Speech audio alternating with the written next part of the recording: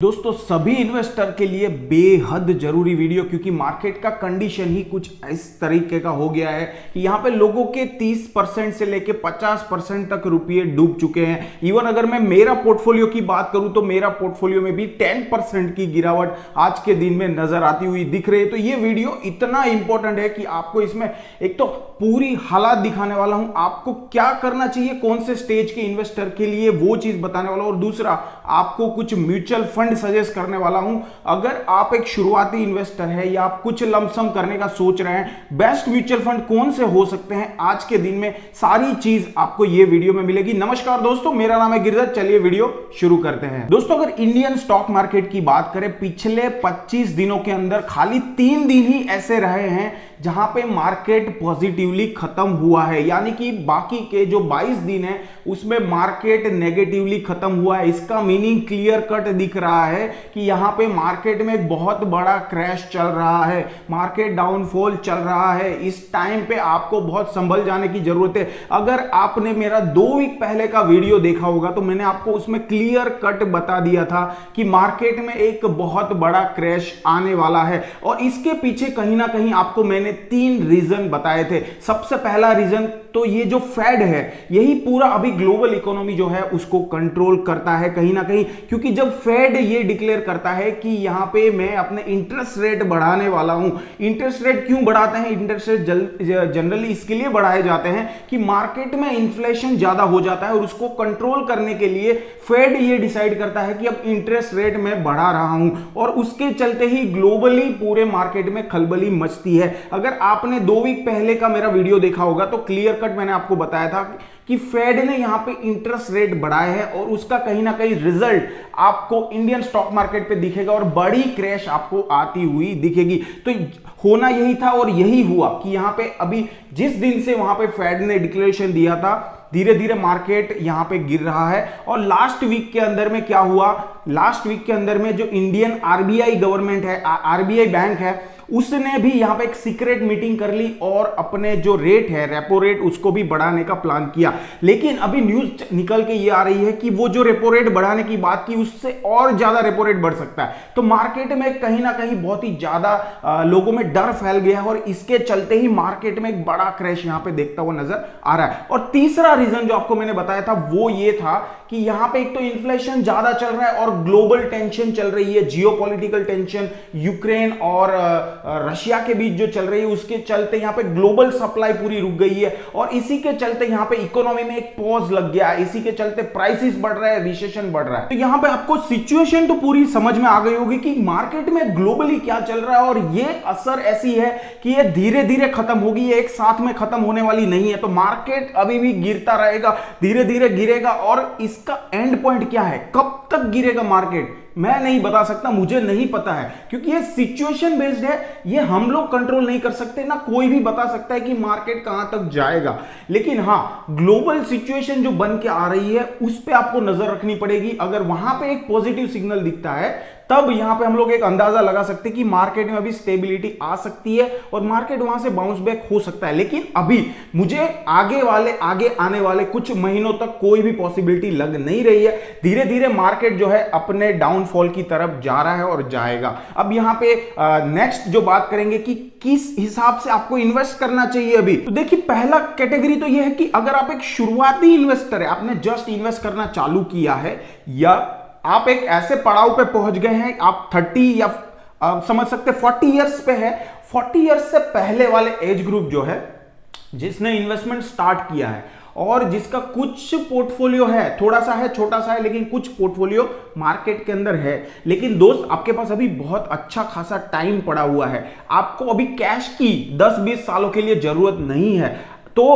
आप एक लंबे टाइम तक इन्वेस्ट कर सकते हैं, उतनी कैपेबिलिटी आपके अंदर है। तो ऐसे मेरे भाई जिसके पास उतनी कैपेबिलिटी है कि आप और 5-10 साल इन्वेस्टेड रह सकते हैं, आपको पैसे की जरूरत नहीं है, क्योंकि आपकी सैलरी चल रही है ना, और ये धीरे धीरे सैलरी बढ़ने वाली है, क्योंकि जो सैलरी है वो आपकी इन्फ्लेशन पे भी मोटा मोटी चेंज होती है, उसी हिसाब से आपका सैलरी में भी बढ़ोतरी होती है। तो सैलरी आपकी बढ़ने वाली है, आपको कैश की तंगी नहीं रहेगी, आपका घर आसानी से चल सकता है। लेकिन ऐसे मेरे दोस्त जो अभी रिटायरमेंट टाइम पे है या 5 साल के बाद रिटायरमेंट लेने वाले हैं उसके लिए थोड़ा सा क्वेश्चन मार्क वाला टाइम है, क्योंकि अभी का मार्केट कंडीशन देखते हुए ये नहीं पता चल रहा है कि कौन सा पॉइंट में मार्केट रुकेगा, कौन सा पॉइंट पे बाउंस बैक होगा। तो यहां पे एक पॉसिबिलिटी ये है कि आपको पैसों की रिक्वायरमेंट कब है। आपको अगर पैसों की रिक्वायरमेंट 2 से 3 साल के अंदर है तो आप वेट नहीं करें कि मार्केट कब बाउंस बैक होगा, आप वेट मत करिए, आप वो पैसा निकाल के कोई ऐसा सेफ जगह पे रख दीजिए जहां से आपको एक सेफ रिटर्न मिल सके। एफडी एक ऑप्शन है, ऐसे ही बहुत सारे ऑप्शन मार्केट में अवेलेबल है, जिससे कि आप अपना जो पैसा है उसका और वैल्यूएशन ना खोए ये गिरते हुए मार्केट के अंदर, और आप अपना गोल को अचीव कर सके आगे आने वाले 2 से 3 साल के अंदर। लेकिन अगर आपके पास भी इनफ टाइम है 5 से 10 साल का, तो आप इसमें इन्वेस्टेड रहिए, फिर आपको टेंशन लेने का कोई जरूरत नहीं है। क्योंकि अगर आप 2008 का ट्रेंड देखेंगे, आप यहां पे दोनों ट्रेंड देख सकते हैं, मैं आपको दिखा रहा हूं। अगर 2008 का भी ट्रेंड देखेंगे, इसी वे में यहां पे डाउनफॉल देखता हुआ नजर आ रहा था। अभी ये और डाउन जा सकता है, उसी पैटर्न को मैच कर सकता है, लेकिन बाउंस बैक होगा, जरूर होगा, क्योंकि इकोनॉमी कभी भी कंटिन्यूअस डाउनफॉल में नहीं जाएगी, बट उसको एक टाइम लगेगा। हो सकता है 6 महीना लगे, 1 साल लगे, 2 साल लगे, लेकिन ये बाउंस बैक होगा। तो अगर आपको उस पैसों की जरूरत नहीं है तो आप कंटिन्यू यार एसआईपी करते रहिए ना यार, आप मार्केट की जो प्राइस है उसको एवरेज आउट करते रहिए, क्योंकि आज के दिन में जो आपको प्राइस मिल रही है, बेनिफिट मिल रहा है, आपको कंसेशन पे स्टॉक मिल रहा है, 80% रुपीज पे मिल रहा है। जिस स्टॉक की प्राइस 100 रुपए थी वो आपको 80 रुपए में मिल रहा है, तो आपको तो एक्यूमुलेट करने का टाइम है ना, एवरेज आउट करने का टाइम है। तो आपकी एसआईपी वगैरह कंटिन्यू करिए अगर आपको पैसे की जरूरत नहीं है। अब दूसरे वाले ऐसे मेरे भाई जिसों एक गलती कर दी है, मैंने भी कुछ गलतियां की है, मेरे भी कुछ स्टॉक ऐसे है जो गलत मैंने चूज कर लिया, आप में से भी बहुत सारे लोगों ने ऐसी गलतियां की होगी, तो ये गलतियों का सुधारने का टाइम है। ये आपको भी ये चीज देखनी चाहिए कि ऐसे मेरे कैसे स्टॉक है, कितने स्टॉक है जो मैंने गलती से लिया है, या इसका कोई आगे में फ्यूचर दिखाई नहीं दे रहा है, या इसका जो बेसिक्स है वो स्ट्रांग नहीं है, या आपने ऐसे कोई म्यूचुअल फंड खरीद लिया है जो कंटिन्यूअस पिछले 6 महीना 1 साल से नेगेटिव रिटर्न दे रहा है। तो ये चेंज करने का टाइम है। अभी आपको जो हो सकता है आपका 100 रुपए का वैल्यू 80 रुपए हो गया, लेकिन आप ये भी तो देखिए कि जो अच्छे स्टॉक है या जो अच्छे म्यूचुअल फंड है उसका वैल्यू भी तो यहां पे 85 रुपए हो गया, उसमें भी तो आपको बेनिफिट मिल रहा है। तो आपको ऐसे स्टॉक या ऐसे म्यूचुअल फंड में एग्जिट करके ऐसे स्टॉक या म्यूचुअल फंड अभी लेने का टाइम है जिसमें आपका फायदा है लॉन्ग टर्म में। अब थोड़ा ध्यान से देखिएगा, मैं आपको कुछ म्यूचुअल फंड यहां पे सजेस्ट करने वाला हूं जिसने बहुत ही अच्छा रिटर्न दिया और ये मार्केट की जो डाउनफॉल कंडीशन है उसको भी बीट किया है। अब यहां पे पहला म्यूचुअल फंड तो मिड कैप कैटेगरी में आप देखिए PGI mid cap India fund है। इसका अगर आप 1 महीने का ग्राफ देखेंगे 11% डाउन है, 6 महीने में ऑलमोस्ट 15% डाउन है। आपको कितना कंसेशन पे मिल रहा है आप इस फंड को देख सकते हैं। इसके बाद में आप कोटक स्मॉल कैप फंड है, इसको भी देख सकते हैं। यहां पे आप देखिए 1 मंथ में 11%, 6 महीने में ऑलमोस्ट 12% का आपको यहां पे बेनिफिट मिलने वाला है। इसके साथ अब एक्समी स्मॉल कैप जो है वो मेरा बेस्ट फंड है, उसको भी आप देख सकते हैं। 1 महीने में ऑलमोस्ट 10.5% और 6 महीने के अंदर में अगर आप देखेंगे तो 8.88% का गिरावट यहां पे देखने को मिला है। और इसका जो बेसिक्स है, इसका जो स्टार है ऑलरेडी मैं रिव्यू कर चुका हूं ये म्यूचुअल फंड को, ये बहुत ही बेस्ट म्यूचुअल फंड आपको सारे बता रहा हूं यहां पे। अब इसके बाद है निप्पॉन इंडिया, ये म्यूचुअल फंड ये जो है ये स्मॉल कैप वाले हैं, इसको आप देख सकते हैं 14% डाउन है और पिछले 6 महीने में ऑलमोस्ट 10% डाउन है। तो यहां पे ये कंसेशन वाले म्यूचुअल फंड आपको दिखते हुए नजर आ रहे हैं। अब यहां पे और एक है एसबीआई स्मॉल कैप, ये भी मेरा वन ऑफ द फेवरेट है। अगर 1 महीने का देखेंगे ऑलमोस्ट 10% है और 6 महीने का ऑलमोस्ट 10% है, इसको भी आप कंसीडर कर सकते हैं। चलिए अब मिड कैप कैटेगरी के अंदर में या लार्ज कैप के अंदर देखते हैं एक्सिस मिड कैप, ये भी मेरा one of the best fund है। इसमें भी अगर आप देखेंगे 11% का और 6 महीने में 17% का गिरावट है, आप इसको कंसीडर कर सकते हैं। इसके साथ में मैं अगर नेक्स्ट पे जाते हैं तो कैनेरा रोबे को आप कंसीडर कर सकते हैं।